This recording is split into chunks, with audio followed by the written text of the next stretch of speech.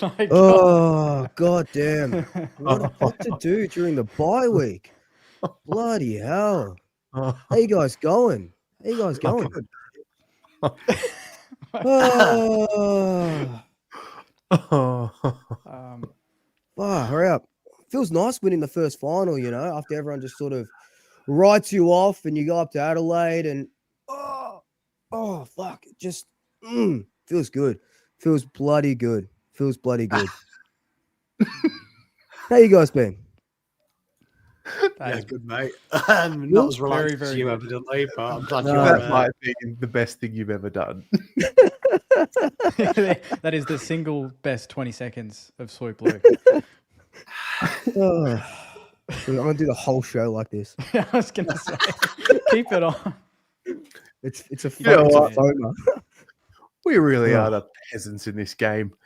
Fucking Jake and St Kilda, fucking trading and overpaying for players. Carlton fucking losing their marbles over fucking a guy that has barely played football, and Jack Petrocelli over there, Collingwood, all the doubt, go away to Adelaide and just get the job done. It's unbelievable. We're the schmucks in this game. Good looking schmucks though, so that helps. It's a win. You know, it's a win. It's a good win. I'm not gonna lie, I'm a bit thrown off. Where do we go from here? Someone say something. Look, you know what? Go straight into the ladder predictor. Let's wrap it up. Straight into the ladder predictor. I've got a massage. I've got the massage tables out there. I've got some people coming over. We need to wrap this up pretty quickly. Jeez. We are fools, ladies and gentlemen. We are fools. Is that a real face mask? What is that? Yeah. Yeah, can you zoom in? That is. Jeez. Now, be honest. Did you buy that just for this bit, or do you do that every night? Look at my face. Actually, I've had that for a while, and I thought,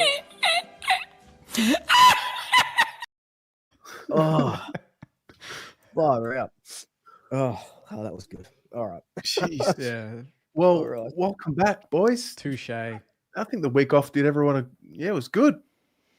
Oh, that's good fun. Good fun. How are we all going? Seriously. Yeah. Just, I think I'm a better. I don't know if I'm better or worse now. Just a reminder of what I'm doing with my life. Hey, I recommend a face mask. This was $2 from Kmart. You can do one face mask every week. There you go, $5. I'm gonna get a couple of face masks now from Kmart. Thanks, Ben. I do like a face mask. I like a good charcoal one. I used to use one with the Dead Sea mud. Oh, I can't do that one. It feels. I don't like things on my face like that. It feels too like. Does it like tighten your skin? Yeah. Yeah. Do it like a tiger. Do it like a tiger. Oh fuck! So Polly, anyway, Jake, welcome to Beauty Abroad. Yeah. Do I do face masks? You do a face mask, Tom. Oh, is that? Oh, we're still on this. Absolutely not. No. Just change your life. Just soap and water, good hygiene. You know, shower in the morning, shower in the evening, bath just before bed. That's my daily routine. Shower. You shower in the evening and then you have a bath. Yeah, of course. Yeah, because why would I bathe in my own filth? Yeah. Don't I'm bathe. I'm a human, not a pig. Yeah, it's not medieval London. All right. Right. Water's pretty cheap nowadays. Do you know what I mean? It's quite free. We're surrounded by it. So yeah. Yeah. Teresa. Yeah, that's all I do, mate. That's all I do. None of that. Fair. Mrs. Pom is partial to it, but not me. Mate, Teresa with the skin respect here. Love that. Wasn't there a show? Was it last year where we thought Terry had the StreamYard filter on? Oh yeah, it's like the skin corrector or whatever it is. And he turned it off. He turned it off, and it didn't change. To be fair, the Sony ZV-E10 does a very good job of looking after your skin. Yeah. Isn't that more though, Mrs. Degani? Like your ma, she's got beautiful skin. She looks a lot younger than she is. Lovely woman is Mrs. Degani, I have to Oh, say. mate, One of the best I've met. my hair and my good looks come from my mother and my eyebrows. Love Yeah, that. like I want to be mothered by your mum every time I meet her. She gives real good mum vibes. Like honestly, like I feel like she's going to invite me in and feed me and tell me I'm pretty and I'm a good boy, and that's sometimes what I need. At 40, I need that in my life. If you need a pep up, Helen is the go. She is indeed. Swoop, I think this is for you. I use coconut oil and some of this Korean cream I get off Amazon. My friend recommended wonders. Also, Terry, mate, how good was that Adelaide performance? Right? Yes. Where's my man Giga Chad? Where's Giga Chad? Yeah, Yeah, Giga Chad wants a little bit. Everyone wants a little bit. All right, so I tipped the Crows by 8 points. I did. I thought the Crows, I started believing in them, and I thought they'd get the job done. I believed in the reality that the Pies were done. So on that note, Luke, wow, Thursday night. Man. Can you just run us through what it's like? Yeah, like I haven't experienced anything like that before, in the sense of like going away to a final. Like I did it in Sydney a couple of years ago, but that was, we drove straight to the game. But this one, I got up a day before, and on Thursday, you know, it was a sea of black and white all through like Rundle Mall, and it was beautiful. The vibes were immaculate. The game was incredible. Like that's obviously, you know, the best Collingwood have played in about 2 months. Reminiscent to, I guess, the Adelaide game a couple of weeks ago. But yeah, it even shocked some of us, like that we came out as well as we did. And that third quarter will go down in a bit of folklore for us. Just how well it was, and still side bottom to forward. There were tricks up the sleeves that, you know, I've been saying that there has to be, and yeah, it's come to fruition. And you know, 2 more games and we're premiers. So now just keen to see who wins that Q clash. What's it like having so many finals like memories? So I mean, you know, like you'd almost forget some of them. And I mean, for a club like Carlton or St Kilda, like we hold on to our finals memories like for dear life. Like Blake Acres pick, Melbourne, that's going to be getting a run for 10 years. And before that, it was the Chris Judd goal. So what's it like having, I don't know, dozens of these moments? Nice. Yeah. Sport, like, look, sport for choice. You're honestly sport for choice, and you, the finals is the biggest stage, and time again we're there. And you know, like you know, Craig McRae has taken us to 3 prelims in his first 4 years of coaching. No Pies coach has done that since Tom Hafey in the 70s and 80s, I think. And yeah, it feels good. Like it's kind of recency bias. So we'll talk about this game, sort of forget about maybe like in 2022 where we beat Fremantle at a 90,000 packed or 92,000 packed MCG in a semi-final, which was a really good win before we took on Sydney. We'll probably forget about that. Well, we probably already have, you know, and this one takes precedent. And yeah, they're just stacking on top of each other. But it feels good, especially when you're sort of backs against the wall and everyone is writing you off. And I didn't see anyone sort of tip Collingwood. And yeah, to win as we did, that was our biggest. How's this for a stat? I haven't even posted about it. I should, but that's our biggest win in a final since the grand final. Sorry, Jake, since the grand final replay against the Saints, which was 15 years ago. Yeah. Damn. So that was only what was it, 26 points or 24 points or something. So it says a lot about just how we play finals football. Wow. Okay. Incredible. Jake, how was your week, mate? We had the week off. You and I went for dinner. We had a date last Tuesday. Yeah, that was lovely. Yeah, good wine, good schnitzel there. The side dish was more of a main course, but I mean, the more the merrier, which was nice. So that was a nice little night. And then the week has been, busy, very busy in the news front. Content wise, I think since I saw you, we've had 3 players request a trade, which is insane to think in 7 days. So I haven't really been able to take a break on that front. And then on, Windy and all these other players, focusing on players that we want to keep as well as get. That's kind of been taking up a lot of my mind. But it looks like there's some news there. So hopefully some positive news on the Windhager front. There's no, what was it, Piehager or whatever that was.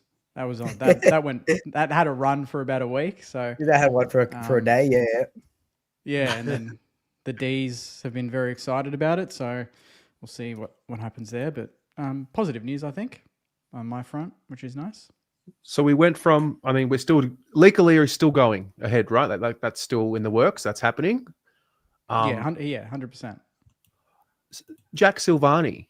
I don't know if you were so confident that was going to happen until that was announced. Thoughts? Can we get your St Kilda perspective? Reuniting with Daddy? Look, from what I've been told, it's been in the works for a little bit. So I kind of knew we were a sniff. I thought maybe the Pies or the Dogs would up an offer. I thought maybe it was just us coming in and bullying them to increase their offer because they probably need, at least the Dogs, you'd think they're 1 or 2 key defenders away from really climbing up the ladder and sorting out their defense because their attack is so good. So I thought maybe they'd go a bit harder. But how hard can you go when you're offering him 900,000 though? Well, we're not $1 million bucks. If you want to believe every, is it 900? Is it wait, what is that? It's the deal? Not. He's pulling 800 out 800 of his to ass. 900. 800 It's to not. 900. I can confirm it's not. What is it? What is it then? You can throw it at it's just nothing that's been talked 900,000. about. Wait, Nah, is it 9? Nah, it's not 9. Nah. Is it 8? Nah, it'd be around 8. I think Pies and Still. Dogs were looking at 700. So for us to come in 100 over and give him one more year, it's not. I don't think in modern day football it's that huge. Like in terms of overs, I don't think that's crazy compared to what the Dogs and the Pies were looking at. But he's a free agent, doesn't cost us picks. And I watched Pom's video, and he kind of reassures me that him, Wilkie, can kind of lock down a little bit more, and Aaliyah and Taru can be more of the intercept and bounce out of the back half a bit more. So, I'll welcome him, but it's not one that when it happened, I thought, holy shit, this is amazing. We're on. I was more excited about TDK and a few others, but we'll take some experience in the back half. Don't mind it. How many more of these plays will it take before it becomes, all right, guys, finals is the expectation? Because I feel like now is that time. I think Damo Barrett in his article today said if we don't make a prelim next year, it's a fail. So he's already gone. Oh, no, that's he's already gone. That's very excessive. That's ridiculous. But I think, quietly we'd all be hoping for maybe a finals berth. We won 9 games this year, although the Dogs won 14 and missed. So that kind of shows how big the gap is, from the top 9 to the bottom 9. So, it's all about retaining now, though. We don't want to lose Marshall. We don't want to lose Windy. And obviously Wilkie, the Dogs, throwing over 1.2, 1.3 at him at the moment, apparently. So, bit of work there. But I think we're doing all the right things so far. Cool. Yeah. Pommy, mate, what's the story? How was your week off? What'd you do? What's on your mind? How are you? Well, firstly, thank you very much. I'm very well, thank you. No week off for me. I was busy. Thanks to Saints, they gave me a lot of content. That was good. Just as I did one trade, Pommy ball analysis, they did another one. It was like I felt like I was part of St Kilda's list management team at one point, researching these players. But really good. Really enjoying it. You've got Swoop there celebrating another finals win. You've got Jake celebrating a complete attack on free agency, ruffling feathers. Everyone's having a cry. And I got a Campbell Cheshire, so I'll let you guys in chat work out who the real fucking winner is. because it ain't me.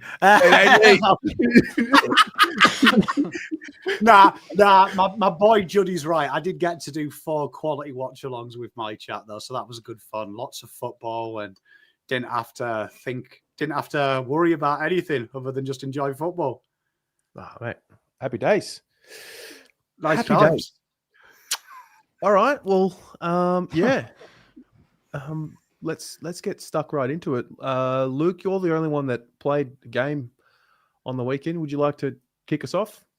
Yeah. So I've got a couple, but the one I want to talk about, because it's been in the some journals and media have been talking about, or mainly fans I think really have been talking about it, was the Gold Coast's first win. First finals campaign, finals win, incredible, right? How they won was just absolutely incredible, and it's off the back of Dimmer going up there and just we know how it sort of played out. But do you think the shine, and this is from people that I'm sort of reading in comments, do you think the shine is taken away a little bit because there's such a quote unquote manufactured side with academies, with concessions, as opposed to someone like like a Fremantle getting a flag? Let's say if the Gold Coast Suns win a flag in front of Fremantle who have never won a flag, do you think that supporters would be happy about that? Or do you think it would be like the narrative would be from supporters? Narrative from the AFL is going to be like, that's amazing, our expansion team won a flag. So I think supporters are going to be like, because you gave them every single concession under the sun, and the same's probably going to happen to Tassie and stuff like that. That's a good question. I see it as a success for the AFL more than the club or more than their fans, to be honest. So I think the AFL would sit back and go, great, that's exactly what we want. They would dream for a Giants Gold Coast grand final. They would have had that in the back of their minds, to be honest. So, I'm sure they've got do you think they would have diehard fans? They've been around long enough. Yeah, 15 years, right? Fans that would be absolutely stoked about their win. Yeah, 100%. On the weekend, even if I'm there's stoked about their win. Yeah, and you saw like in the small area at Optus, their fans, like, they were going nuts. So for them, it's probably not manufactured, but from my perspective, like, that moment will have that. It will be tarnished a little bit, I think, with whatever they do. To be honest. We interrupt these proceedings for one moment because Borat. Oh, very nice. I like you. You're never gonna get these. Nice. Dear. I love it when Borat donates. Just let it out. Thank you, mate. I love you, brother. That's okay. So if ever Borat donates gifts memberships, I think that's what we have to. It happens all the time. I just get to recess being a kid again. I love it. Makes me happy. My view, no. To answer your question, no, I wouldn't. I don't think it would take the gloss off of it. Personally, I don't know. I look at the Suns. Yeah, they have a lot of talented players. They've also got a lot of guys that. I think of a guy like Jai Farah. I think of a guy like Ben Long. I think of these types as well. I think they've got a few of those in there as well. They've also got a pretty. You look at the facilities that they've got from where they've come from to where they are as well. It doesn't compare to some of the other clubs in the league, and being an interstate club is also a challenge with travel. No, I wouldn't view it like that. I wouldn't gloss over it personally.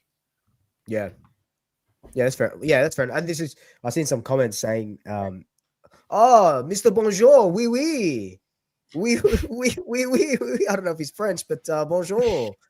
Thank you. I appreciate that, brother. I just wanted to be included.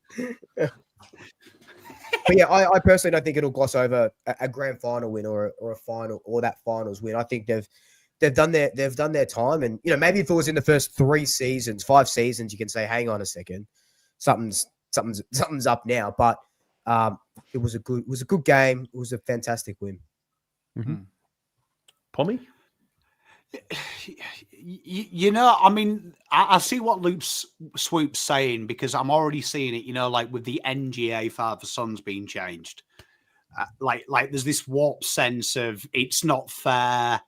And then people's definition of equality is the most stupid thing I've ever heard. That, well, they've benefited, so why can't we benefit for a couple of years and then that's equal? And I'm like, well, no, equality means you ignore everything that's happened from a certain point in time, and then everything thereafter you are treated the same. It's not, oh, but we had this, and that gets lost in society. I think it's great for football, like genuinely great. Like, I'm a big hater of the academies and things like that, which is what they've built, but there's no argument with the statistics around it. 11-year-old onwards, they're getting leadership, teamwork networks, there's fitness, there's training, there's cultural awareness, nutrition, healthy living. You're talking now that's great for an exposure of communities that weren't subjected to football traditionally. So there's no getting away. GWS, Gold Coast, all these types of teams are doing great things for our game and only merely growing it. And I thought there was something romantic, wasn't there, the way that they did it? I mean, could you have thought of a better way? David Swallow, 200 odd games, never played a final, comes on. Most important behind since Leonardo DiCaprio got a backstage pass to the Victoria's Secret modelling gig. I mean, what a behind. Good for football. It is. Love it. It is. Cool. Jake? Yes. Just move on. No, it's great. Actually, unless anyone keep has on. anything else to add. No. I mean, I think Freo are a massive loser. I think they'd be kicking themselves. They didn't win that game, but they'll be back next year for sure. You got to learn. You got to lose to win sometimes. But keeping on the football topic, because we missed last week, I want to talk about the finals. But in particular, I want each of you to give me, and put it in the comments as well, but when you watched the finals, what separated the winners versus the losers? What was, say, a key similarity that you could spot and identify with all of the winners that the losers didn't do, and something that, you know, teams that are outside the 8 would aspire to obviously replicate going forward? I'll just start with mine very quickly. The one thing that I noticed the most was, I think that all of the winners were the better defensive teams even during the season. I think we maybe got seduced with Brisbane and Adelaide's firepower, but Collingwood and Geelong were just incredible. Darcy Moore, what a bloody game from Darcy Moore. You know, they were rock solid. And watch the first 7 minutes of the Giants-Hawks game. The Giants had like 10 inside 50s to 1. Were peppering. The Hawks held their nerve. Yep. And they kicked the first goal of the game. And at that exact moment, I thought, okay, I think they're in for a big show here, because they showed that strength to not concede.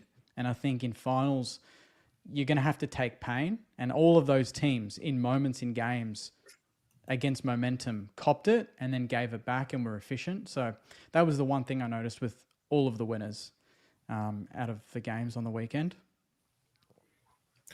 One word. Mentality. Mentality.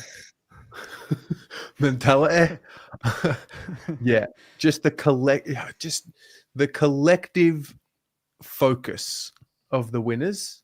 To be fair, I thought Freo, I mean, I started believing in them for the first week of the year last week.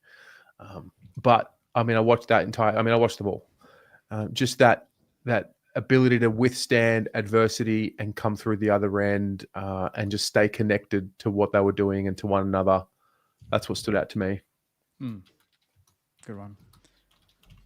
Yeah, I would have said fight. Like all the teams, like, you know, Collingwood to go to a hostile crowd and fight, and that sort of belief. Same with Hawthorn as well. They got really challenged by the Giants, and they had to dig deep and fight their way through. Gold Coast as well. They got challenged by Fremantle at the end. They fought their way through. And the Cats, well, the Cats are just really the fucking Cats. They just keep fighting, don't they? Pom? Look, you could give blanket answers: defense, pressure, intensity. I always think that what separates the great from the meek, the amazing from the mild, are things like connection, right? The connection that you can't teach. So Geelong, The amount of times I saw Ollie Dempsey overlap his half forwards, get caught out of position, and without thinking, Stengel drops back to defence for him.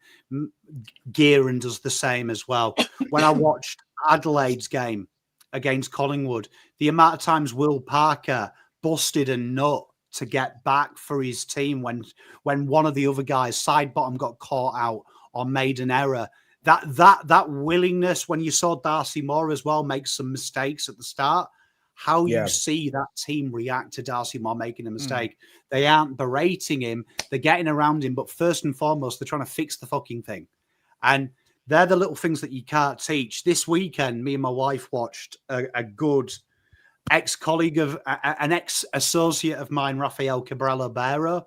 He was winning a golf tournament. Rory was on his arse. And you could see the difference in mentality. One guy has never been there. One guy has done it and was under no pressure. And they're the things that you see, the skills that you can't teach. Gold Coast Fremantle was probably the best example of this. Two teams that probably don't have the right to have that arrogance. But that togetherness of that Gold Coast side, when Fremantle were on top, that belief you saw in the last 2 minutes, Fremantle wanted the game to end. Gold Coast were willing to play for another 10 minutes. Even when they got that goal, they were ready to go. They were ready to go. That they could have probably played for another 30 minutes. So that's, I think, where I look at them in the season. When I look at Geelong this season, when I look at Collingwood this season, when I've looked at teams like that they enjoy them little things that most people don't enjoy. That spoil over the line, that rush back, chase down tackle. They celebrate them little things. It's easy to celebrate goals. It's easy to toss yourself off for being brilliant in 5 minutes. But I think it's the willingness to be a hero, take that opportunity. That's what's hard. You can't teach that.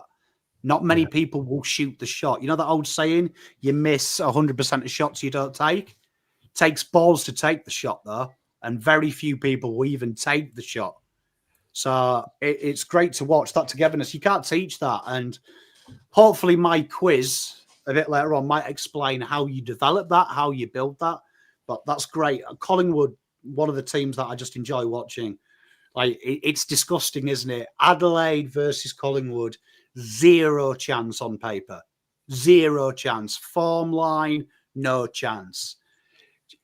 Recent history, no chance.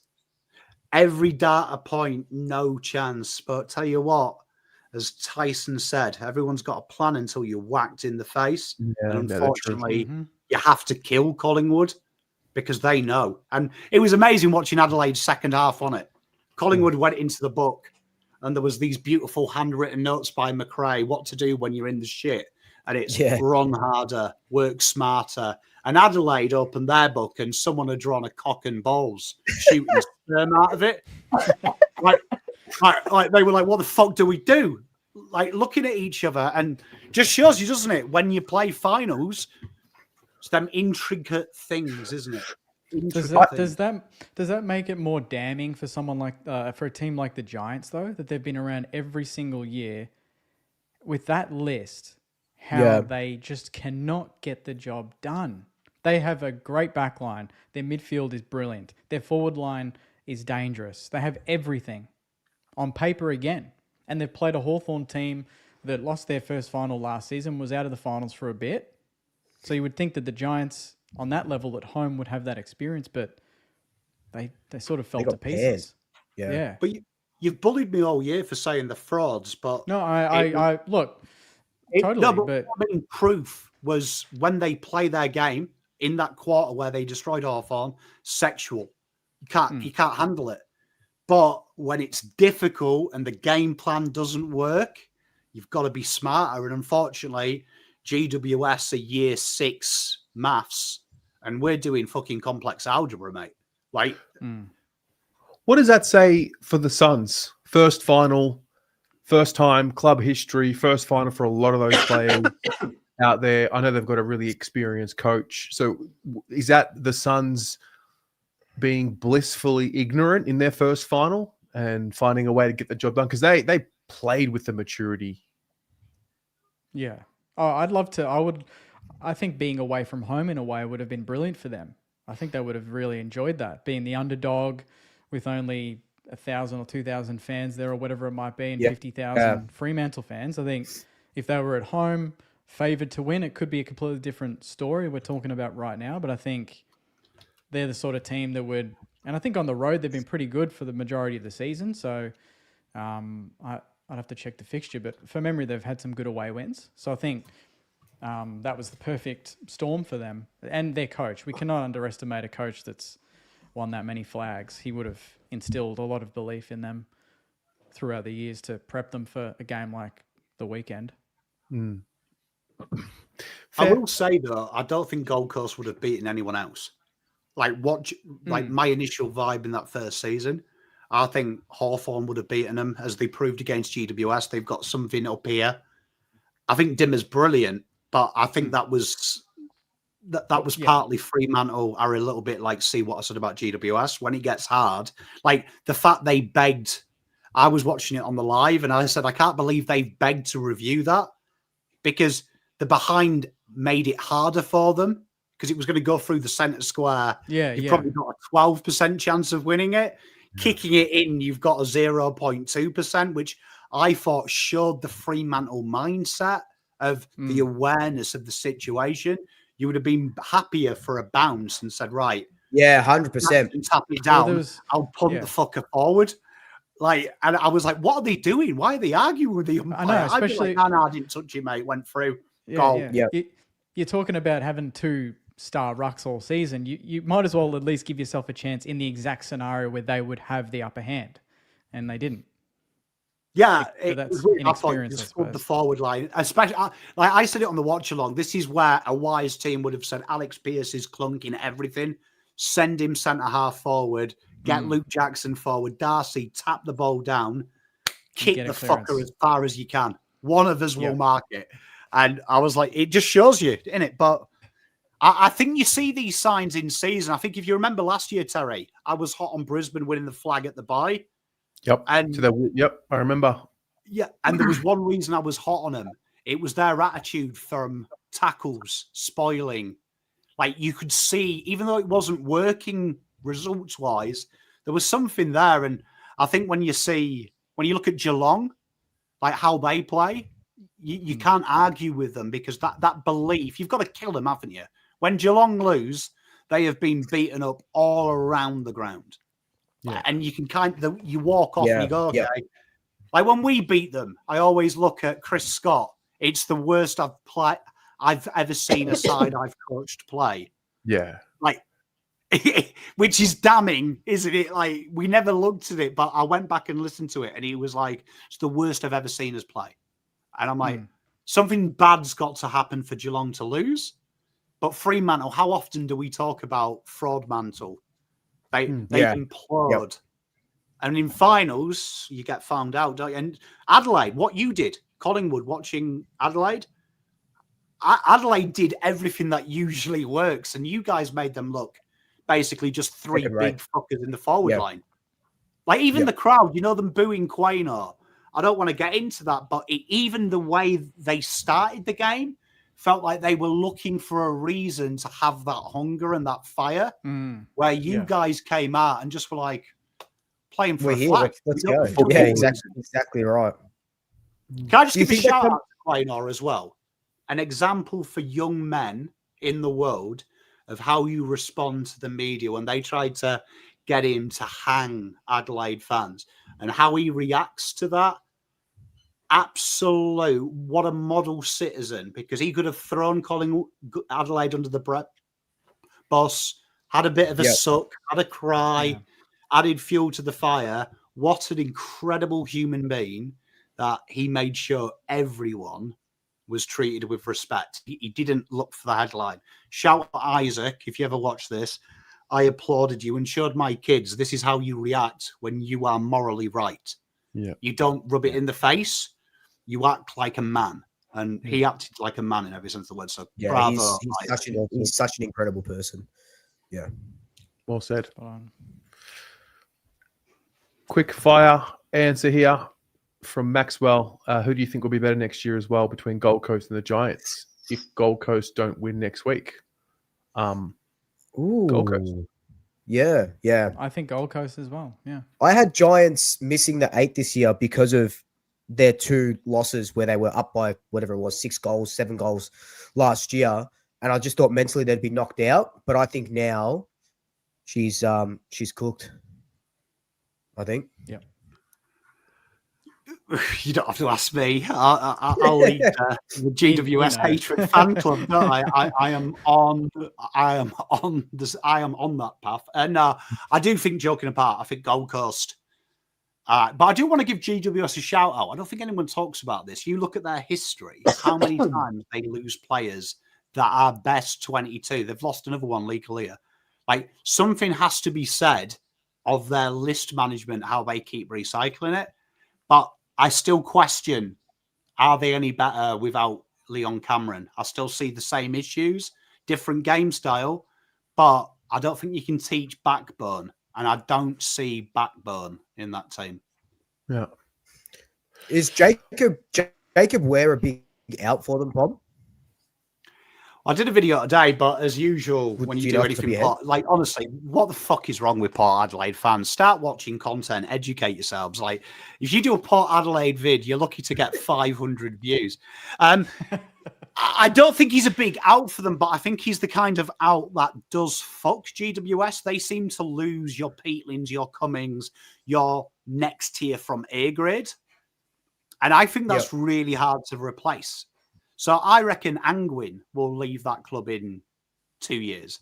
I can see Angwin being the next guy to leave that club, because it seems to be what happens with GWS. People leech their role players.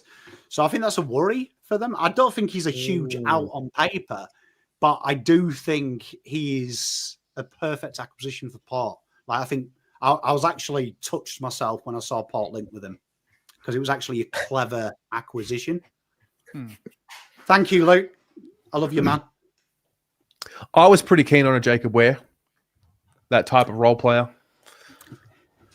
You know what's impressed me over the last 2 years, Terry, is like, you like boring now. I have an eye. I'll have an eye for the players, mate. I have an eye for the guys that are going to be filling a role.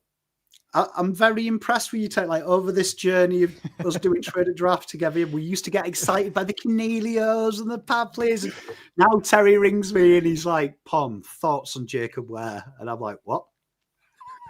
Mate, I learned from the best. Like, that makes me proud. It makes me proud, because that like Perryman, great, Teresa. What an acquisition! The Pez dog turns me on when I watch him at Collingwood. Yeah, 100%.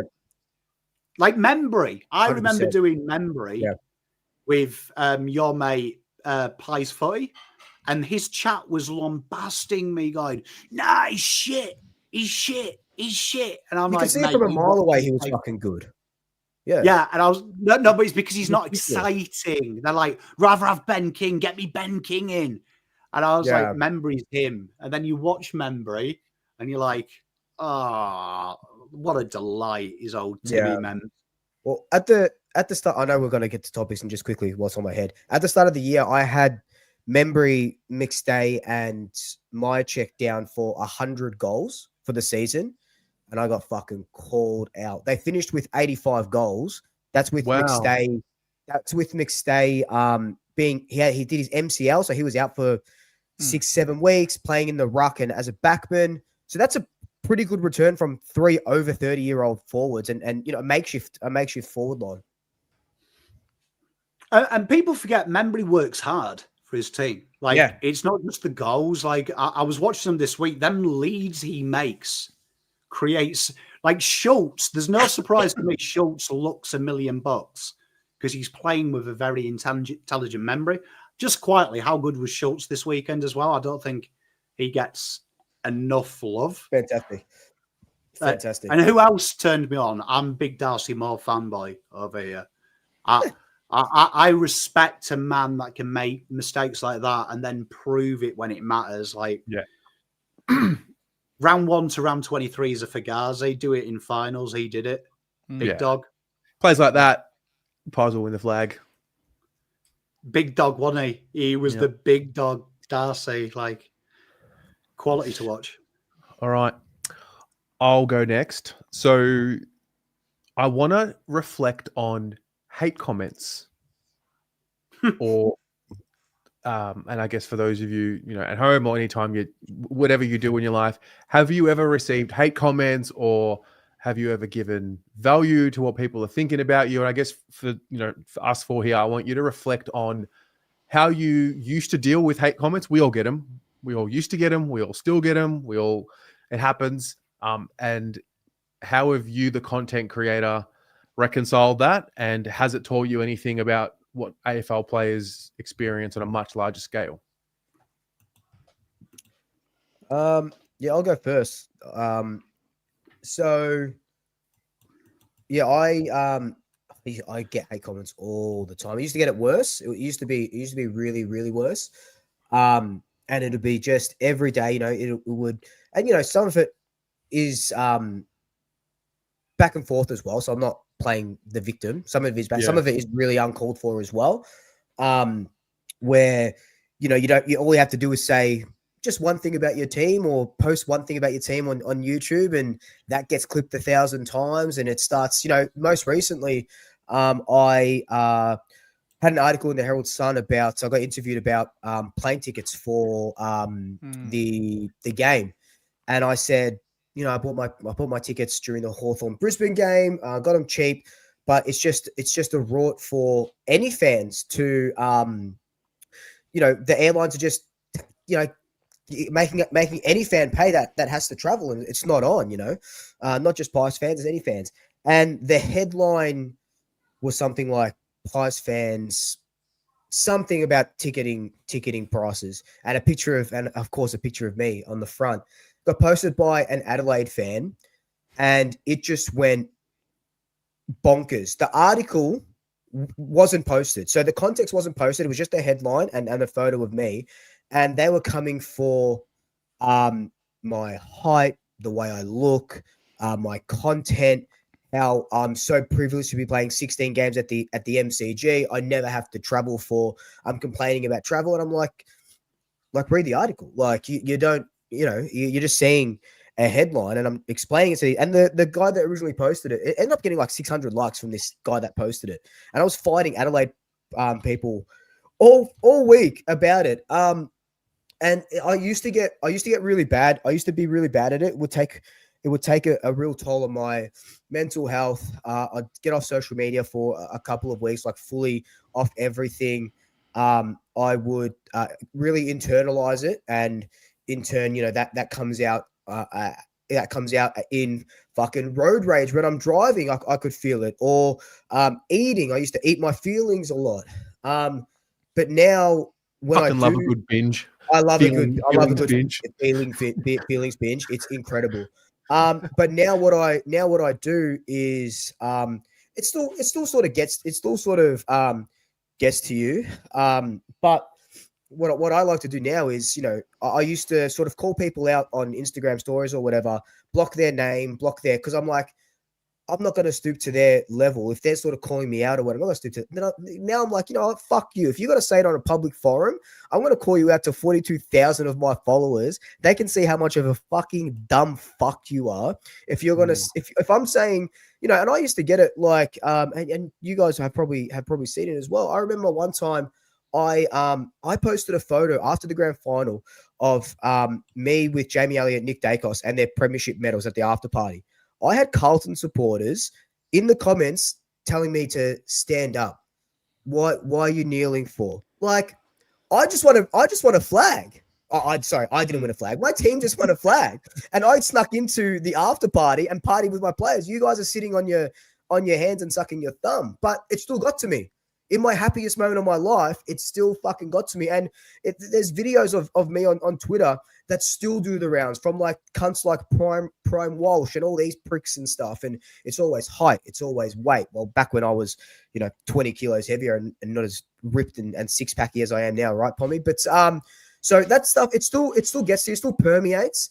But I do better with I do better with just calling him out on it, and kind of just, it's like an ocean wave, right? Just comes in and you just sort of you just have to let it go. You can't change everyone's mind. Is something that I've definitely learned. Yeah, good on you. That's good. Jake, how do you deal with it?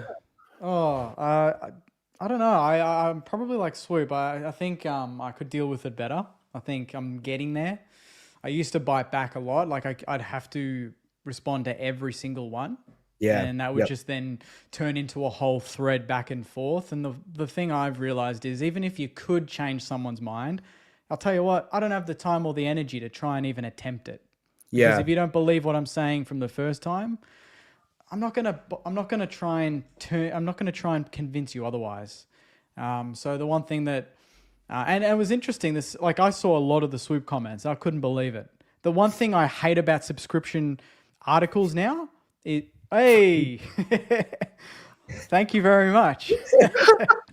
Sorry, that is fucking brilliant. How good, comedic timing. That is brilliant. I'll send that straight to the club. Thank you.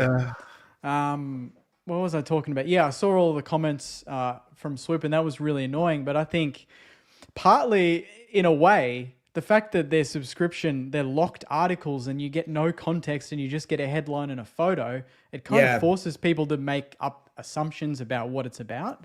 And they just jump to whatever suits their narrative because maybe they don't like Swoop. They know he's Collingwood and 100%. they just go down that rabbit hole. And I had an article, I wouldn't say it was an article, but just a bit of a column come out last week, and it was around the positivity around the club and why Saints fans should get a little excited and maybe believe in what we're doing. And after an hour or two, I didn't want to look at the comments. I didn't want to read the comments because it went on Code Sports, it went on the Herald Sun. On the Herald Sun one, it went off on Facebook. It had 300, 400 comments.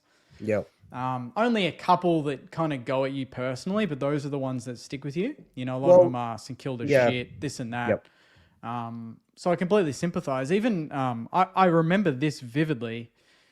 I had a nice photo taken with Alex Tyrou post-game a couple of weeks back. His mum took it. She's a legend. And I got a photo with him after a win. And I reckon I sat there and I was like, I want to post this. But I look like I know what's coming because he's 6'4", I'm 5'7". I know what's coming. And I'm like, I had to think about it for like 15 minutes. And I was like, you know what? Fuck it. I'm posting this because that's an awesome moment. I don't give a shit. Yeah.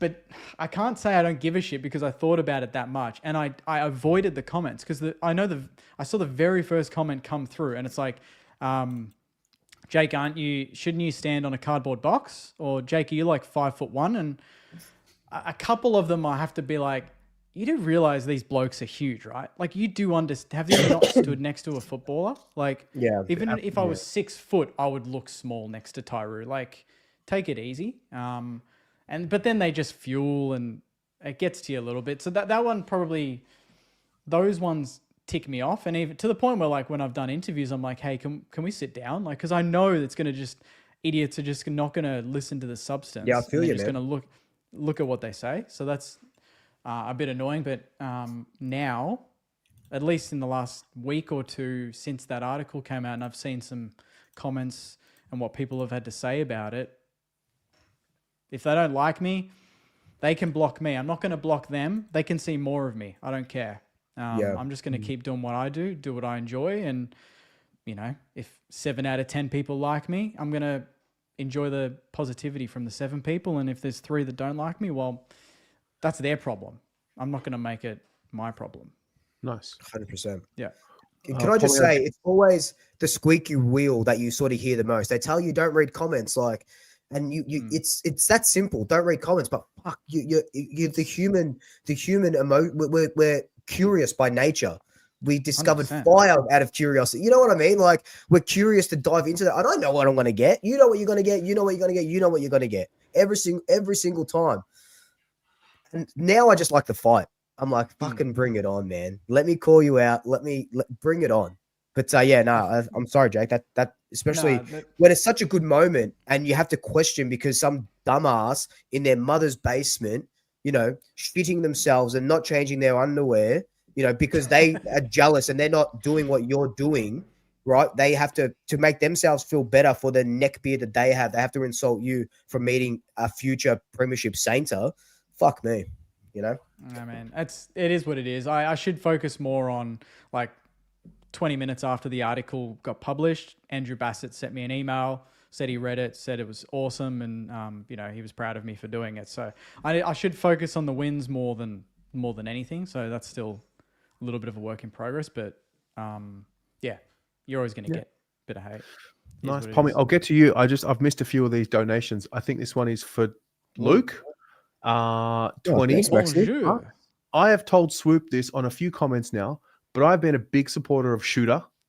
He's like a pit bull on energy drinks. His work ethic and determination. I loved him in Freo and back in the day. Magpies. Magpies. Oh, that's where he's from? Footy. Yeah. Uh-huh. That's awesome. Thank you, Max. Yeah. Pommy, kudos to you for the marathon quality watch-alongs on the weekend. So solid, mate. That's good stuff. Thank you, mate. Awesome. Oi, True Footy's in the house. Wow. Wow. We're in esteemed company. Lots on high to mingle with All the right. common folk. Good to see. All right. Come on, Pommy, boys. Sort it out. reflecting on hate comments, how did you used to deal with them? How do you deal with them now? Like, what do you think of? I come at it different because I've got kids, so I think that everything I do, I've got to handle myself that I could validate to my children. So, I mean, I look at it this way. I have children, so I see them in real life be irrationally angry, have an irrational hatred towards something, and genuinely, I hate to be horrible to them. It's just because they have a lack of intelligence and comprehension to understand that life's not fair. Some people are better than you at things. Some people are smarter than you. And so I do that. The things that irritate me, look, I can cop. Saw my mate Josh in the chat say Pom cops hate for where he's born and stuff. That happens. That used to probably irritate me at the start, but to be irritated, I don't like unintelligence. So I will, and that's a work in progress on me. And trust me, it's a hard thing because I view your intelligence, your IQ, your ability to comprehend things, that's all on you. We're all born equal in that avenue. If you can't put effort in to educate yourself, I expect you to sit down, shut up, and let someone speak who's more smarter than you.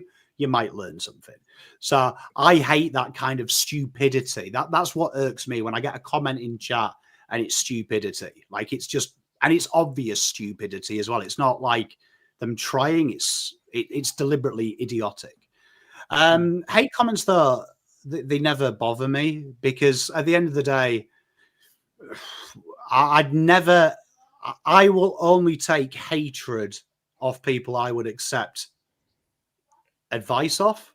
Yeah, and that's good. It's fascinating when I see people's comments and they stupidly leave a trail so you can see them.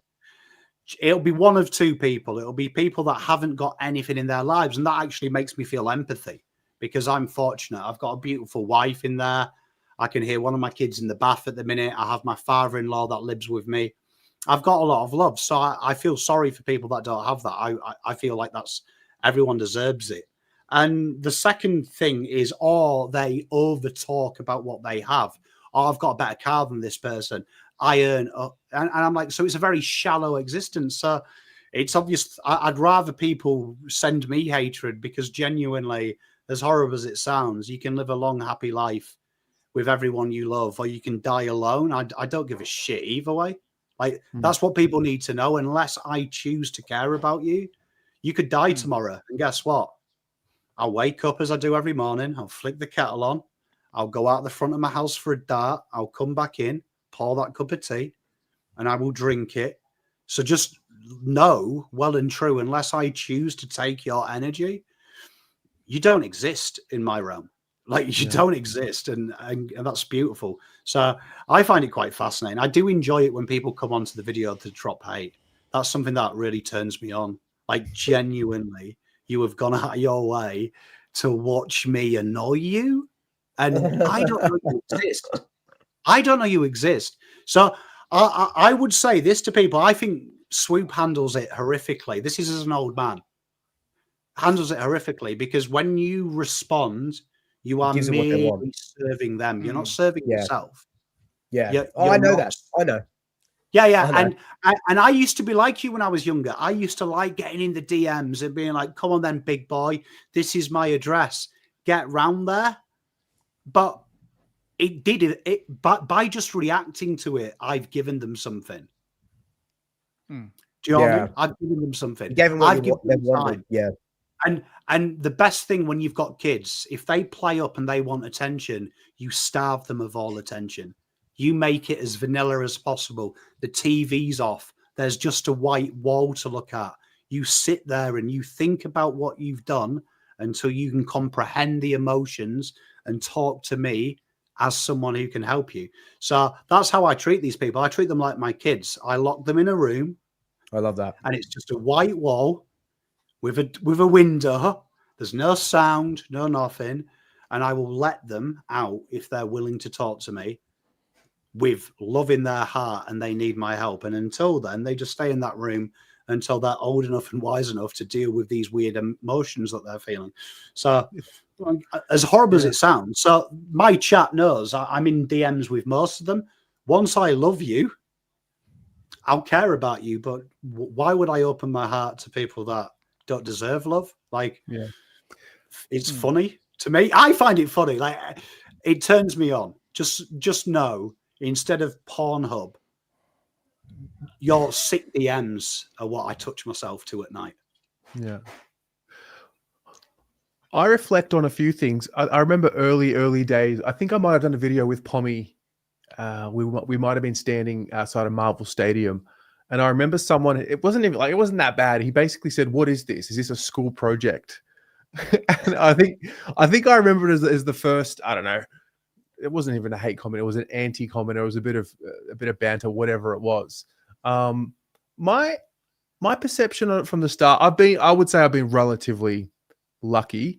I also don't think I'm very controversial, so I don't really attract that. I like to view things from a different lens. I like to explore both sides of an argument. I would say the most hate I get is actually from Carlton fans more than anyone else. Like, I reckon I cop banter.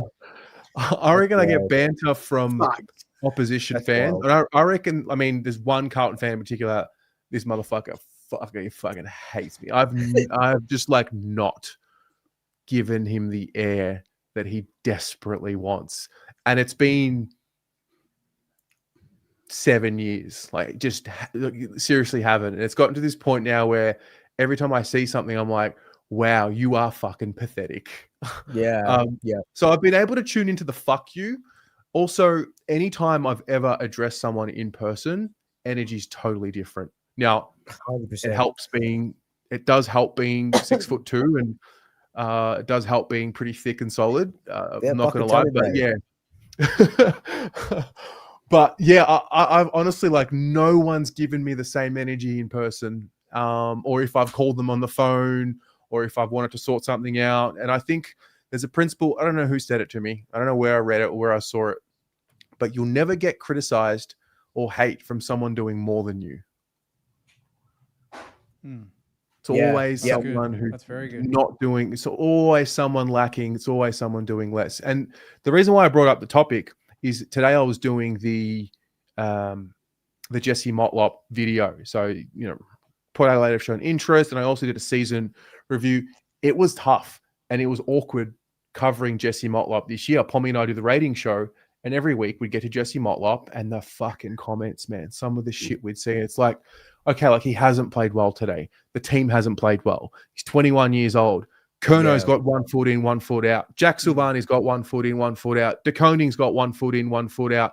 These are the guys that's where the building's crumbling, but Jesse cops it because he didn't kick 2 goals, or he fumbled, or he second guessed himself playing in the midfield when he's a small forward, but Jagger Smith went down, and Elijah went down, and Cottrell and Walsh went down. So it was tough. And there's no doubt, like, I understand, like, Pommy, what you said, I agree. You don't give it air, you give it the fuck you, but these are 21-year-old guys who live in social media, and of course They see it, they read it, their families read it. I've been accused of being way too soft. Part of the reason for that, to be honest, is because I've spoken to family members, I've spoken to players, and it's like, hey, we see it. And I'm like, so I'm trying to have the balance between, critiquing performance, but also being respectful to the human, because there seems to be this school of thought, but they get paid $200,000 or $300,000 a year, so anything goes. Okay, sure. But they also are human beings that lay in bed at night full of adrenaline when they can't sleep. And the mind will attract itself to the negative subconsciously. It just will.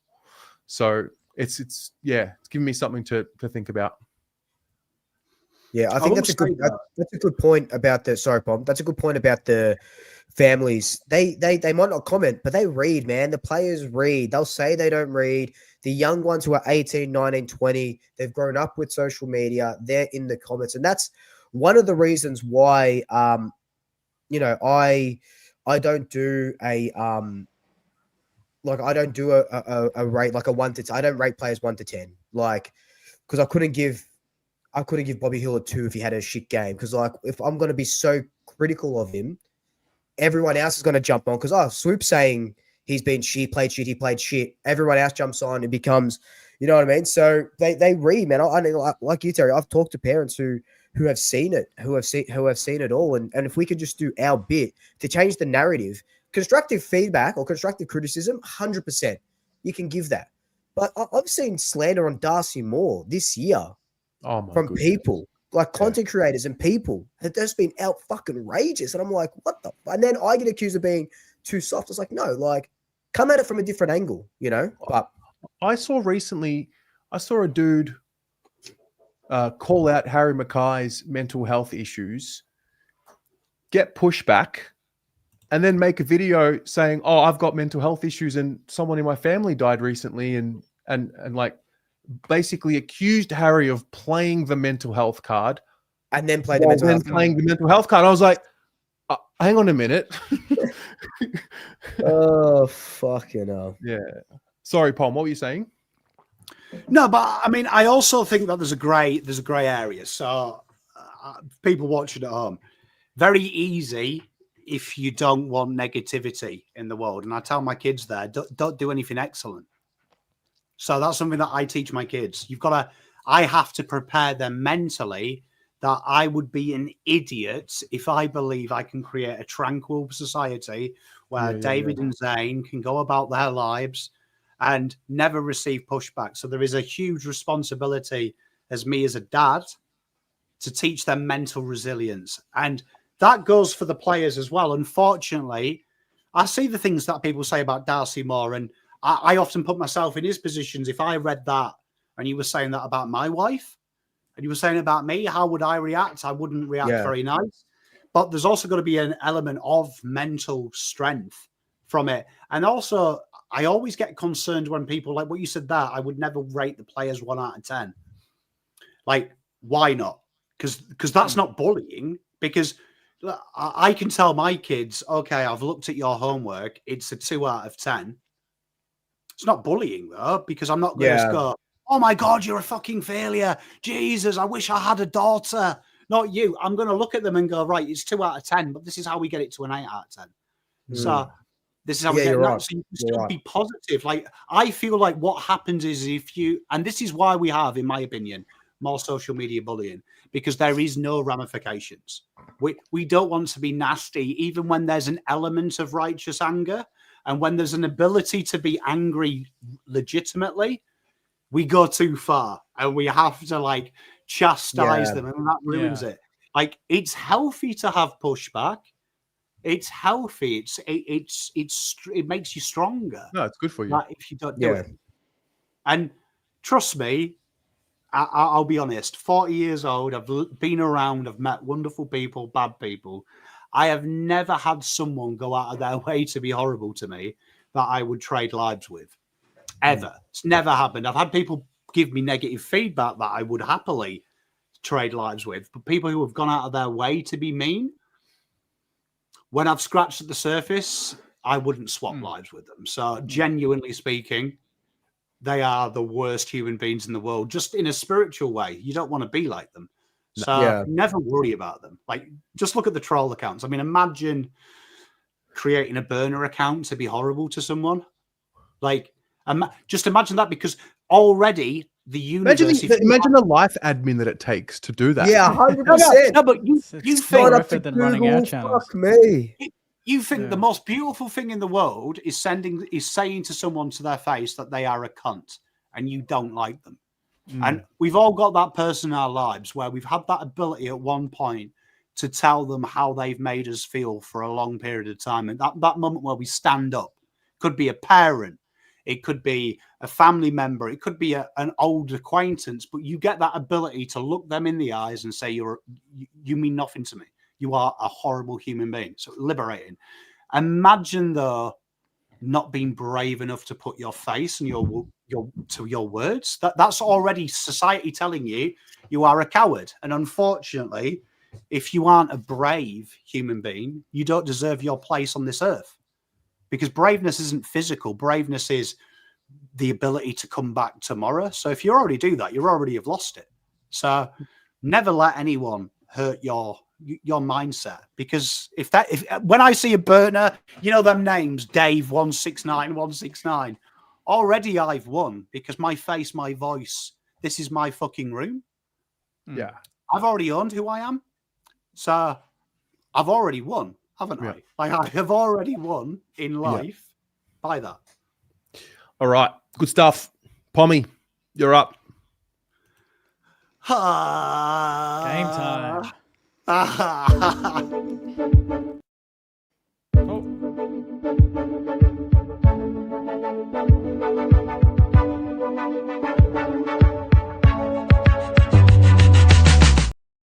Hi, here we are. Look, so for some of our members of the panel, when I say some, one has been playing finals.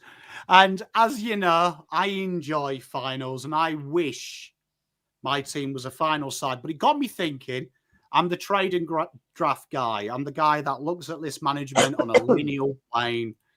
Is there a pattern to playing finals? So we've got a little bit of a game for you, the studio audience, and my beautiful panel. We're going to have a look at what percentage of the top 8 sides this weekend were drafted out of 100%. What the average pick in the draft of them players was, but also what the average spend is in picks. To make this fair, all the points that have been used in this year's point system. So not 10 years ago. It's whatever the point system is now to equalize it. There's some caveats. If you have picked up a player on a free agency as a delisted or a preseason pick, we have allocated that the pick number. So if there was 70 in the draft, 30 in the rookie, he would be 101. We've weighted it to lower orders, so we've counted that as a pick. So we've tried to equalize this as much as possible. The trade values are only what the club paid. We're not counting what they've received in return. We're just going to count that as a flat fee. Why? Because what the change is from it is irrelevant. It's what they've allocated that spend on a player. So, for example, Jeremy Cameron, we're not going to say is 3 firsts and 2 seconds coming back. They've given up 3 firsts and they've allocated them points for that. What they come back is irrelevant. So we tried to equalize it. That's what we tried to do. So we'll play a little game. So what we're going to do is we're going to do this a little bit differently and instead of getting you to randomly guess, we're going to play higher or lower. So we'll start with Adelaide, and I'll start with Mr. Champion at the minute, Swoopus Lucas. Do you think Adelaide have more or less than 60% of their team drafted this weekend just gone?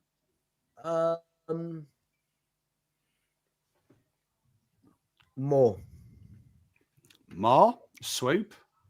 You, my friend, are perfect. 69. Wee, cheeky. 0.6% of their team Nice.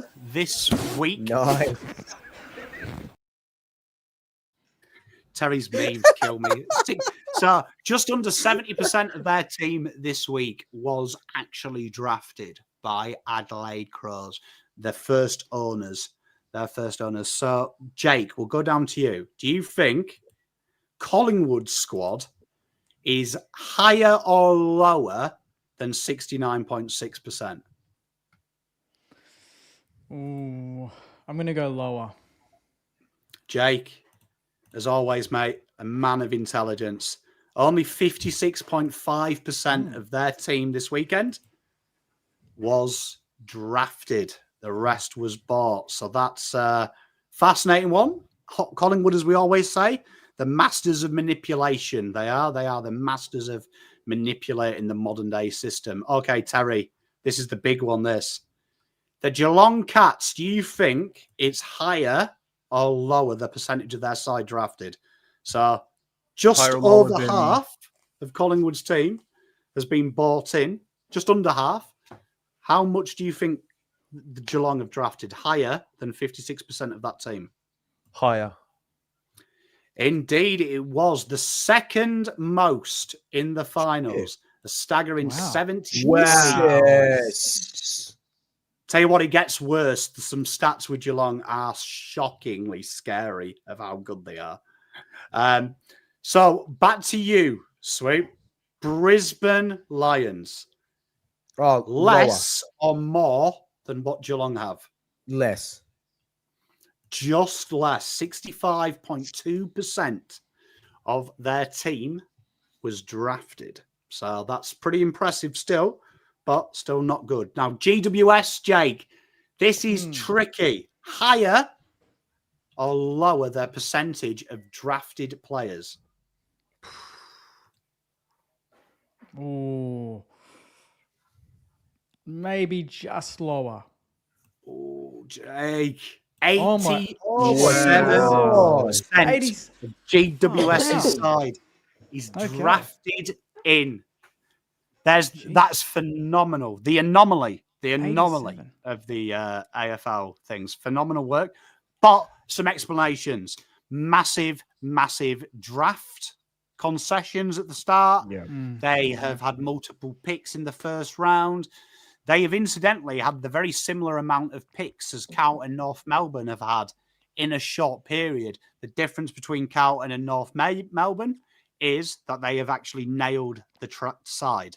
They have nailed the teams as opposed to trading them out or doing something stupid. So that's it. Terry, Hawthorn, lower or higher than GWS? They'll be lower than GWS. You'd hope. It's easy. 56.5, the same as Collingwood. So this is, if you remember a couple of weeks ago, and Moontide, to explain, don't feel lost, mate. This is the percentage of their 23 that played this weekend that they originally drafted. So they were the first owners. Think of it that way. First owners. Then the next column you'll see, mate, is what the pick of the drafted players was on average. So for argument's sake, if there was 23 players, let's say all 23 of them were drafted, we're going to say what the average pick per player was for just the drafted players. So it's just a good little exercise. Fremantle, right? Higher or lower than 56.5? Higher. You are spot on. And I feel sorry for Jake because he's going to always seem to has the harder one. But higher or lower than 78.3% Gold Coast Suns? Lower. Well done, Jake. So, so there you are. Percentage of the draft. Now, a big couple of notices here. If you remember a couple of weeks ago, we did a similar game where I said that Collingwood, Geelong, and Hawthorn have invented methods of drafting and free agency. You can see their base here. So, Geelong, we're going to talk about it a bit, but their method is different to the modern day. Hawthorn and Collingwood have really lent into this, and Gold Coast in the last window have really lent into this modern day of not buying second chance players, because I think the way Damien Barrett explains it makes Geelong sound like Collingwood sound like they've gone to the $2 shop. What Collingwood and Hawthorn have done is talent acquire at the right elements. So great example, Tom Barras Josh Battle 2 years ago. Jake will back me up on this. They came in for Battle. Everyone was saying, just pay the picks, just pay the picks. Hawthorn backed themselves, waited a year, paid high. Same with what St Kilda incidentally are doing, who are getting lambasted this year. They could have got Lee Kalia last year. They were linked with him, right? They have waited till the last year of his contract's coming up, so they'll get him a little bit cheaper. They could have maybe traded for TDK last year. They probably had a plan. They waited. Jake Silvani, everyone said last year, get a rush Josh Battle replacement. They made do. They've waited for free agents to open up. They've bought them. That's smart business. It's a risk, but the best teams in the country at the minute are doing it. So let's go to the average pick. So we'll start with Terry this time. He's next. Terry, do you think the average pick used in the draft for this 23 is higher or lower than pick 25 for Adelaide? Higher. Terry, you're good at this. It's a good job that you spend draft time. Look, the average pick spend of their draftees works out at 38.3 and 38.8. So nearly pick 39 across their draftees. Okay. Swoop, I've left you with your team. Do you think Collingwood spend more or less per pick per player than Adelaide on draft? Only the draftees. Yeah. I'm trying to think of who the fuck we drafted. More. You are spot on. Collingwood Magpies paying almost 46.6 per of their drafted players. Quite a few rookies in their team this week. Will Parker being one of them as well, which adds to that as well. Okay, Jake. Geelong. Do they spend more or less per pick? This is going to shock people, this, when they say this. So there's your clue. I think it's less than that. What? You That's are looking. wild. So when I said Hawthorn and Collingwood are the modern day geniuses, Geelong are the geniuses of using the draft the right way as a championship winning side.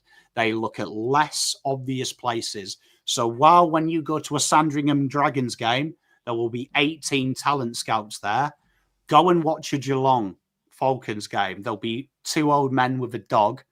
The wife will be picking up the poo, and there'll be the Geelong list manager there. We have got something in the AFL that takes a while to understand. You look at the way they've got Lawson Humphreys, unpopular selection, older player. I'm not scared of taking a mature age player in the draft where everyone else is shit scared. Manor, Lawson Humphreys. They've taken the risk. Tommy Atkins in the rookie draft. Geelong, the masters of going where no one looks. Okay, Terry, here you are. Brisbane, do they spend more or less? Do they use better picks or worse picks than Brisbane than Geelong? I would say they use better picks than Geelong for the ones that are drafted. One of the few teams in this segment here, that team is the only team in this, actually, who use players in the first round on average. Well, so their team is firstroundville.com. And Stephen Spawn, it could be worse if people took father sons in the right way. Teresa, brilliant comment as well. Sandful, if you're watching the Pommy and Oz Moneyball series, we live in the Sandful because by a metric point of view, the closest league in the Australia to how the AFL is played from a physicality standpoint. So well done, Teresa. GWS, are they using better or worse picks, Swoop? Worse picks. They are indeed. Only just the media darlings of the AFL average 25.2 per player, which is still quite high. They've had quite a few successes, though, late. but quite a few pick ones in their side. Okay, now we've got the real tough team for you, Jake. Hawthorn. Are they worse picks, higher picks, or lower picks than the Giants? Worse. They are indeed staggering. An average drafted side of pick 49.8 per pick. Wild. Fremantle, Terry. Better Higher picks. or lower? Lower. Better picks than Fremantle. Surprisingly, no one talks about it. Slightly lower than Hawks. Only Geelong probably have a better success rate from 20 to 40 than Fremantle. Fremantle's picks in that late second, usually bona fide genius selections. Finishing with you, Swoop. Gold Coast. Are they draft whores or are they draft investors? Are they higher or lower? They're lower than Fremantle. Yep, quite surprisingly, considering a lot of these players have been first rounders, they do have a penchant, players like Jai Farah, players like that, for picking players again, like Geelong, outside of the network, somewhere else. So, in phenomenal things. So now, as you'll see, you've got the best drafting side, Geelong, versus the guys who have been Mr. Obvious, Brisbane, 17.8. So you can see the disparity there of the two sides. Fascinating how they do it. So now we're going to look at average spend. Average spend. So this is the average pick that they use to buy a player. So think about that. And this is just their spend. It's not their net spend. It's what they gave up. So we'll start with Swoop. You ready? Yeah. Is Adelaide's average pick spend higher or lower than pick 20? Wait. Higher? Just say, I tried to get you. Yeah, you know my life ace. They averaged 29.3. So remember, a few of them are very smart plays. They've used the free agency recently, which has warped that because obviously they don't have to give anything up. But that's pretty much where you want it to be. You don't want to be spending first on players if you're wise. Collingwood, Mr. Jake, do they spend more or less on players? So is the average pick spend higher than pick 29 or less? Maybe a little higher. Oh, Jake. I feel sorry for you. I haven't set this up for Jake. He has got the hard ones, though, the way we've done it. Okay. Slightly. Yeah. They use a slight better pick than them. Pick 28 it rounds out at. But they're the warped ones. Dan Houston, players like that where they've spent a lot. Yeah. I think Jake might have meant the other way anyway, so I'm going to give Jake a tick for that one. But here you are, Mr. Terry. Is the pick close to the first round or worse than the first round? So if their average pick in the draft for the players in their team that come from the draft is 61.4, I don't think they get their first round picks wrong. So I think it'd be lower, their average spend. This is going to make you sick. What? How? Holy shit. Okay, so things like Jack Bowes, where they completely robbed the deal. You actually find when you watch Geelong trade, their trades are probably the most anal in how they spend. They pick up players for like fourths, swaps, and thirds. They are one of the most dirty, well, not dirty, I mean it in the nicest possible way, but probably the hardest negotiators in the AFL. You watch a Geelong trade, they don't fuck about. They have a value and they walk away. One of the few teams in the last 10 years that actually have walked away from deals as well that have been locked in. Great example is the Jack Bowes deal, where they got pick 6 and a player, which completely warps that deal as well. If you think they've got a player and that's a negative loss They gave up nothing. They gave up nothing and got 2 people. So incredible they will how Geelong do always it. be wild. Incredible. So you think they're Geelong. So that's 40 intelligent. for Marshall, you reckon? Pick 42 for Marshall then? Is that what they're going to do? The problem is what Geelong do, and I think this is no one talks about it. Look at players at Geelong when they go to Geelong as well. I think it's easy to say it's cotton on, but not many players openly accept less money, do they? And also, you watch, not many people haggle with Geelong because it's known Mackie will ring you up tomorrow with sauce and go, give you pick 42. And you'll say, nah, we want pick 30. And he'll be like, okay, cool. We'll go and get Ned Reeves then. Thanks. Bye. And then the player will start going, but I want to go to Geelong. I don't want them. So they're very clever at playing the game, Geelong. Incredibly well football. One. Okay, so Geelong. They use pick 42 on average to buy a team. Brisbane, is that closer to the first round or worse than pick 42? Terry. I'll give you another go. I think it would be lower. Yep, so Brisbane are one of the best paying sides in this thing. If you look at Brisbane genuinely do a deal. They genuinely are a player-first football club. They don't fuck about in negotiations. They try and make sure everyone's happy. 2 clubs that I can respect, Geelong, just do it on your terms, fuck the rest. Brisbane, they're not like that. They look at it. Now, next club, GWS. Swoop. Do they use better, closer to first-round picks, or do they look for bargains and use They look for throwaway bargains. They look for bargains. They do. GWS are probably buck the trend with the modern day football clubs. They aren't scared of taking budget picks and just doing top-up deals. So very clever. Hawthorn, Mr. Luke, are they using closer to the first-round picks than GWS to trade in their players? Or Jake. Are they letting it fuck off?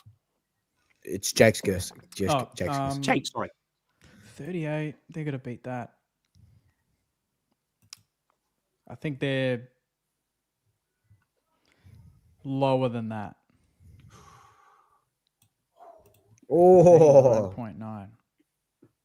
So Hawthorn, very similar in their trade negotiation to Geelong. If you watch Hawthorn when they trade, the Barras deal was fascinating. That deal, as it got close to the time, the media were like, Hawthorn have got to pay more. Hawthorn have got to pay more. Hawthorn still stuck to their price, and eventually Barras threatened to not play for him. Before you know it, overnight, the deal's signed. Hawthorn, very similar to Geelong. They set their price. They wait for you to succumb to it. Okay, Fremantle, Terry. Fremantle, are they using bargains or are they spunking up their first on hacks? Lower. Indeed, Terry, you've nailed it. Yeah, just short of the first round, their average buying players are. So leave you to finish us out, Swoop. Gold Coast Suns, when they buy players in, are they spending a lot of money or are they doing deals? Spending a lot of money. These Geelong, Gold Coast are a fascinating... I haven't got one wrong yet. Let's go. Mate, you're good at this. I'll give you that. You're good at this. Gold Coast are a fascinating conundrum. They have what we like to call in sport new baby spending syndrome. They are a team that uses their picks as if they're throwaway coins and they monopolize it. And this is where GWS, I'm harsh on GWS, but a lot of respect needs to be paid to them. GWS are trying to model themselves as a modern day football club where Gold Coast are maybe dining out a little bit on the good fortune and good nature of the AFL. It's a fascinating thing because one of the most common misconceptions you hear from the media is you draft your football team. So I think it was Kane Corns this week who said something along the lines when he was slagging off beautiful Jake's Saints. And he was like, you've got to have a good core of home teams. You got to hit the draft. That's what the draft's there for. It's going to ruin the game of football if St Kilda do this. Absolute bollocks. The top teams now trying to draft core and then fast track the development by bringing in players that you can on bargain deals. The free agency is there for the first time in 20 years. St Kilda are using the free agency for what it is. They are now breaking up teams around them for their best players. Yes, they're paying overs, but we've had 5 teams in the last decade bank 95% of their caps to spend 110, and every club has fucked it up. Carlton spunked it up on players no one's ever heard of that they already had. St Kilda are the first side that have gone for, right, okay, which players can't you draft tomorrow? Key backs, Ruckman, you can't buy them in the draft. You've got to wait. Yeah. They're using it for the right thing. So it's very exciting. You know, so I want St Kilda fans to be excited. And I'd also like AFL fans, stop being precious little bitches about it and get excited that this game now is in the 21st century. This is what you're meant to do. You're meant to go out there and you don't ask for permission, right? You ask for forgiveness. Just take it. Yeah. Steal it. That was excellent, but I'm mindful of time. I want to finish off in 10 minutes. So let's do some tips for the week. Pommy, that was brilliant. Let's go. Thank you. Let's get down to business. Big games. So this is the state of play. Adelaide Hawthorn at the Adelaide Oval. Oh, shit. I thought Pies lost the first week based on everyone's tips. I got that so wrong. My prediction, my long shot from that post we did last week was the prelims would be all interstate. Got that way. Oh, yeah. Got that very wrong. So sometimes it may be good, sometimes it may be shit. I need to give a shout out as well to CNZ Motors on my draft video where I tipped Fremantle by 2.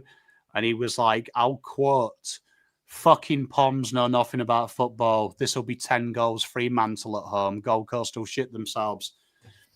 Didn't look like it, did it, mate? Eh? Australia versus England. Imagine knowing your game less than someone foreign born. Fucking hate myself. I've got Hawthorn. Yeah.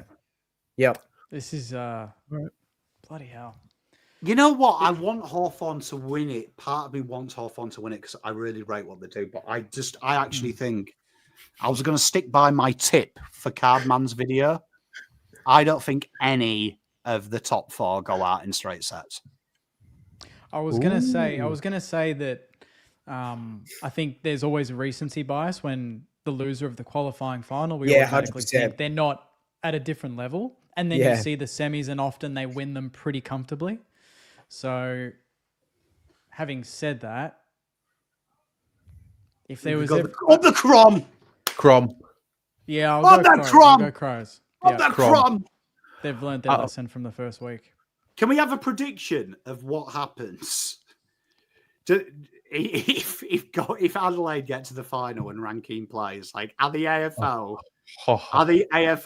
is this the worst case scenario for the AFL? Because I felt like the AFL bent over not doing it the extra game because they felt like, then we have ruled him out of finals, so let's put it on Adelaide. Isn't there a part of me, am I sick, that would make me fucking laugh if the AFL have to deal with that? Because it'll backfire on them, won't it? Yeah. Brisbane are going to be careful, though. Brisbane's the watch. This is typical Brisbane. All the doubt, all the injuries, like Neil's out, Hipwood ACL, they just overcome. They've got the champion mindset and they do it the hard way. Yeah. So I'll tip the Lions. I'm tipping the Suns. Okay. Is that because you think they'll win or because you want to play them in the prelim? No, look, I think they'll win. I think they'll win. Who do you want to play in the prelim though, out of the 2? Look, honestly, like I know we've only got a little bit of time, but like I think both of those games will be good. Like not even Gold Coast won't roll over. Like, there'll be 5,000, 10,000 Gold Coast fans at the MCG if we play them, and that could G them up as well. So it's going to be Gold Coast fans. Fuck. Well, 9,000 will be Carlton fans. 9,000 will be that's- Carlton fans wearing a pink That's jersey. Swoop. That's Swoop saying it's a 50-50. I will translate that for those that don't speak Swoop. Swoop basically answered that question. Couldn't give a fuck who you put in front of us. We'll smash all these chumps. Yeah, we'll have 99,000 there. Doesn't make a difference. You see, there's part of me with you here, Terry. Like, I know Brisbane shouldn't win, but Collingwood shouldn't have won last week. It just feels like feels like us in the semi-finals, on that run, 2023. It feels like that was Gold Coast Melbourne game. That game too far. They've got the vibes now. They've ejaculated everywhere. Now they just want to go to sleep. I feel like Brisbane win. Never underestimate the heart of a champion. Yeah. And do you know what the most dangerous animal in the world is? My wife. Me when I haven't eaten yet. The wounded lion.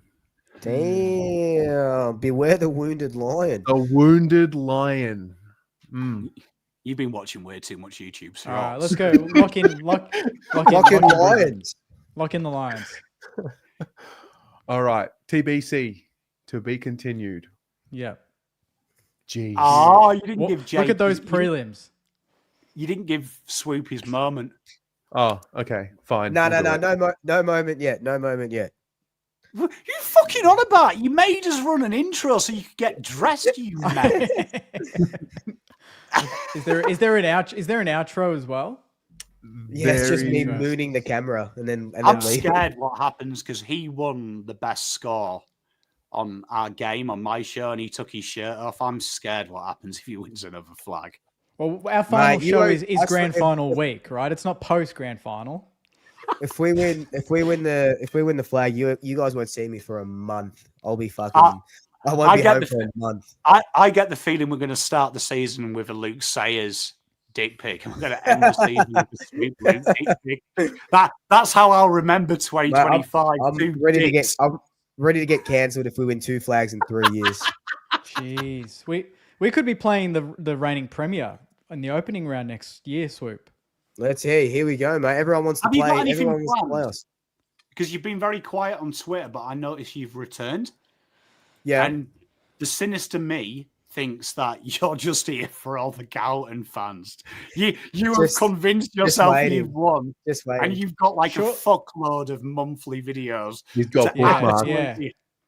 There's got to be a 2-hour video of every comment, every YouTuber that's said anything against Collingwood, and you've just got a compilation. Receipts, baby. Receipts, like, baby. a full 6-part doco or something. You've got it. Like 100%. Yeah. That's actually a pretty good idea for a live stream. Live stream you going through tweet by tweet, bookmark tweet by everything. bookmark That's tweet.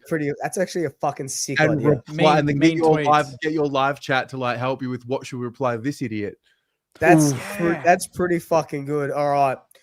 All right, I'm going to do that after the ground. I don't want to jinx it now by bookmarking 1,000 tweets, but I'm going to find Kane Corns' number and call him live on stream as well. After that, you see, that was my dream when Carlton win a flag, like live trolling with Pom. Like I'll just open up my Twitter and I'll be like, find me a target. If you pay $5, I'll send whatever you want. Like.